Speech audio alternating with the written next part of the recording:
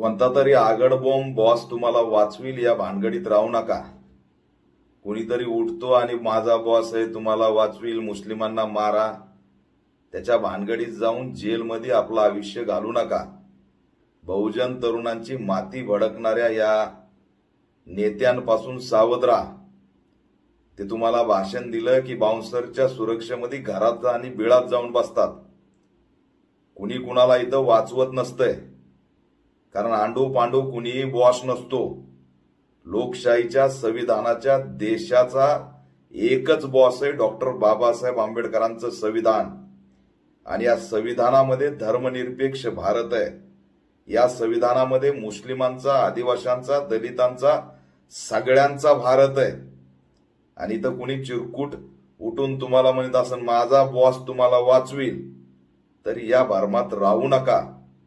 जर का नाटकं केले आणि मुस्लिमांना टच करण्याचा प्रयत्न केला तर याद राखा, संविधान नावाचा बॉस तुम्हाला आतमध्ये कोंबल्याशिवाय राहणार नाही, आयुष्य सडत जाईल। गुजरात दंगलीतील लोक आजही सडतायत याचं भान ठेवा। त्याच्यामुळं या अशा भंपकबाज नेत्याला मी या माध्यमातून आव्हान करतो की 8 महिने बॉस आहे। या ठिकाणी खरा बॉस जो आहे तो कायम डॉक्टर बाबासाहेब आंबेडकरांचं संविधान आहे।